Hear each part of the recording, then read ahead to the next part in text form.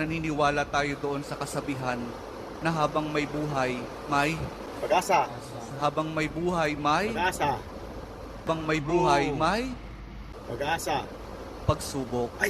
Dahil tayo katiwala ng Diyos, binibigyan din niya tayo ng iba't ibang klase ng pagsubok. Kaya po doon sa pagsubok na yon, saka pa lang natin mauunawaan na talagang ang ating buhay ay mayroong, habang may buhay mayroong, Magsubok. habang may buhay may Magsubok. pagbangon. Huwag niyong hayaan na kapag meron kayong pinagdaraan ng pagsubok, ay hindi kayo babangon. Kailangan meron tayong pagsumikap na pagtsatsagaan natin yung ating mga pagsubok na pinagdaraanan. At kapag merong pagsubok at merong pagbangon, saka pa lang natin mauunawaan na talagang ang ating buhay na habang may buhay, may Pag-asa.